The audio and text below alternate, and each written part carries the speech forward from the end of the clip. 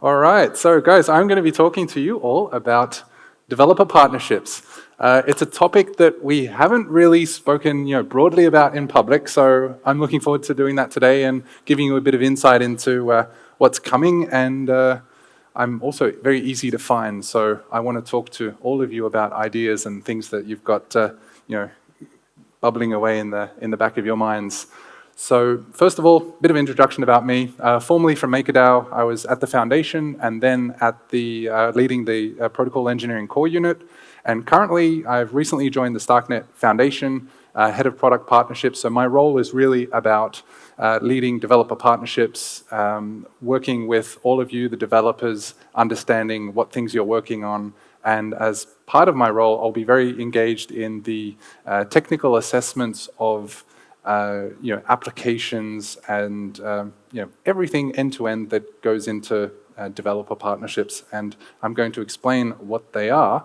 But before I do that, I wanted to touch on something that Diego mentioned earlier, particularly the Foundation mission and the objectives of the Foundation, because it's a good way to frame the opportunity that developer partnerships offer and also how they roll up to Starknet as a public permissionless good that's safe and efficient for public usage and doesn't discriminate across users, operators, and developers. So I'm sure you guys have seen this, but it's good to refresh it because it gives context for the opportunity that developer partnerships offer. And of course, it's, for me, all about decentralization, the goals of liveness, censorship resistance, transparency, and creativity. So diving a little deeper than the mission are the objectives, and this is what Diego touched on. I'm particularly close to the aspect of growth and decentralization because it's this ability to foster, to grow, to bring people into the ecosystem, whether it's research and development, to promote greater use and adoption. And this ability to grow and decentralize, enable more participation is critical not only across infrastructure, but it's also dApps, protocols, applications, maybe even off-chain, some of the things Silva was talking about, bringing those use cases into our space and understanding how proofs can optimize, or be a part of what we're trying to do. So really, looking at that growth, and again, developer partnerships are a great opportunity to bring people into the space. And with that, of course, is culture and community. So the Hacker House was amazing. I'm sure some of you who participated are still, got to catch up on your sleep, but it was an amazing week. And that sort of initiative and effort, bringing people in, is amazing. So the Foundation's objective there is to bring people in, have cooperation, understand our own community, we represent you and work with you, but also other communities and bringing people in. So again, in the context of DPs, developer partnerships, governance and delivery is a big part of this as well. So supporting participation, obviously token distribution is what DPs are a big part of developer partnerships. And that's all about yes, so visibility and roadmap updates and changes. I wanted to raise another point on this because in order to do developer partnerships with you as individuals, groups, research institutions, it's also important for us to collectively understand what the roadmap looks like, how we are planning initiatives around later releases and how that aligns with our deliverables, our scope items, how we break down our own product backlogs and what the dependencies are. So all of that, forms a good part of building up the scope of what we look at in a developer partnership. So I'm hoping that these objectives give a bit of an overview of how developer partnerships fit into the Foundation and how they're really an integral part of, bringing it all together. So hopefully we have that higher level umbrella understanding, and now jumping more into developer partnerships themselves. It's all about growth, right? Growth, adoption, and sustainability is kind of like the headline. So with that is growth of the ecosystem, adoption of developers, and then sustainability is all about having businesses have a path to sustainability. We want you to succeed. We're here to help you. We understand that smaller groups, smaller dev shops, are starting from a point in time where they may not have a big team, they may not have resources. The Foundation is here to help you to grow and become sustainable. The second point, so decentralization through the Stark token distribution, promoting community governance, absolutely. It's a token-only developer partnership initiative, and this has the great opportunity of, again, bringing more people in. You own the network, you participate in the network, and that promotes ownership and participation through governance. And enablement of apps, protocols to flourish, so helping you grow, is across public goods, infra, and tooling. So I'll go into a little bit more detail so we have like a concrete, what are we actually talking about here when it comes to deliverables.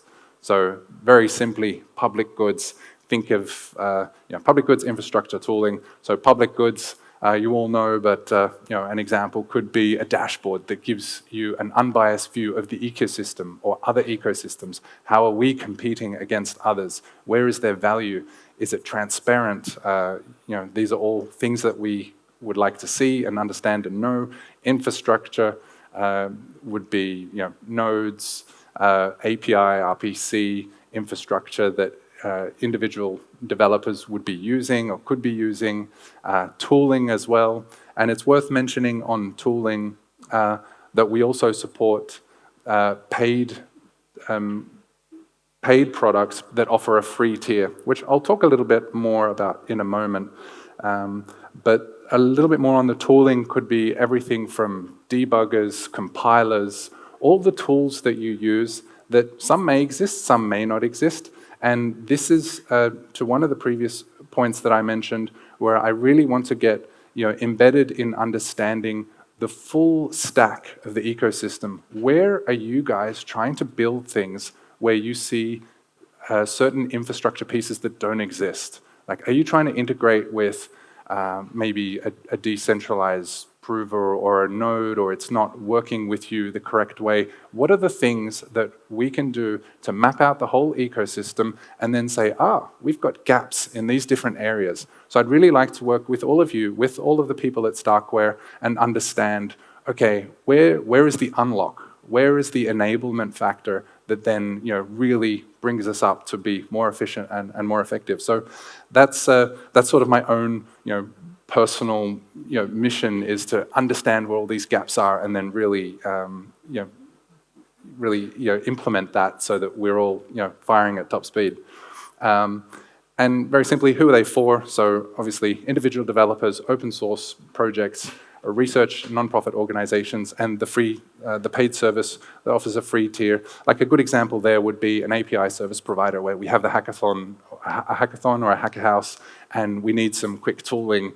Then that would be great to have that sort of an initiative and get it off the ground for those developers.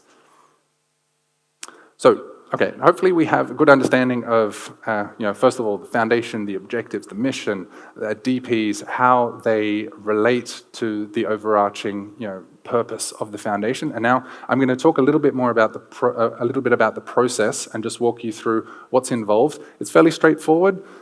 Throughout this process, I would be your kind of main contact person. So I expect, and I'm looking forward to, lots of inbound traffic. I know what I'm in for by asking for that, so I'm expecting it. So the first step, I have a template which I can provide you with, and that will then be filled out. The foundation will conduct a review. We'll then scope out the deliverables.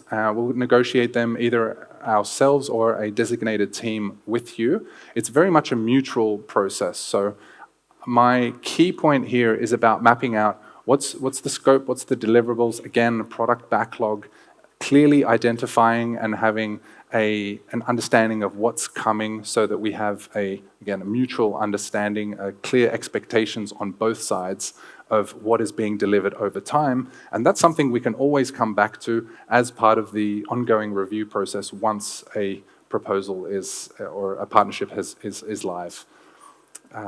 And then once that scope and deliverables are agreed, it then goes through an internal technical assessment. And this is kind of the bulk of the proposal. So it includes a whole list of areas that we review. And that includes these top 4 areas. So importance and impact. what's the reach, the scope of the product or the tooling implementation? How does it align with the roadmap? So again, it's really critical to understand, for me and everyone, what's the overall roadmap look like? How does it fit in? What's its level of importance? How urgent is it? Is it dependent on 4844? Is it something that will unlock when fee market comes? Or is it a part of volition? Like, where does it fit in the space? So that's a really key part of our ongoing discussion that we would have as part of this process. Then resourcing and complexity, obviously, we need to know what's the level of effort for this work, what's the resourcing, the time frame. Maybe you're front-loading your resourcing at the beginning of the project, which is a typical approach people have. They've got to do a lot of work, and then it goes into a maintenance phase. So we need to understand what that looks like and the complexity over time as well. Innovation and novelty, obviously, if the space is crowded, it's not as novel and may not be as valuable. So that's also something we take into consideration. And then public goods and the business model. So is it a free, open source, non-monetizable public good, which is obviously the focus of what we're trying to do, free, open source software, public goods, and then obviously the path to profitability and sustainability as a business, and also that's where we will start looking at part funding as an offering that has a free tier, for example. And past record is also something we look at. The Starknet ecosystem is fairly small, so we have a good idea of how people contribute and how they've been working in the ecosystem, which is also a valuable factor to take into account. And then we go into some sort of more standard. So I guess just a final point on that. That's the bulk of the discussion that we would have internally around assessing the value of a partnership proposal, and we would work through that internally, have discussion and discourse with you, so there's a mutual understanding. So I hope that's fairly straightforward, but as I mentioned earlier, I'll be around to talk more through this. If you have questions around criteria, scoring, that type of thing, I'm totally happy to go into that. So onwards to the approval process. We do a standard regulatory legal review, know your business. The foundation is a legal entity, so we're required to do this. We then have an internal developer partnerships committee review, and the board is the group that signs off on token allocation and conditions. Just a word on the conditions here. As I mentioned before, this is a token allocation, and it's typically done over 4 years.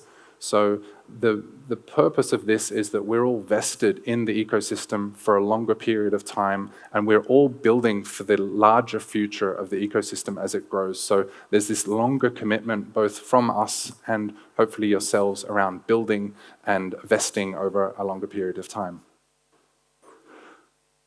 So a little bit more, there's contract preparation. Sometimes this takes time. We're all legal entities in different jurisdictions, so something to consider.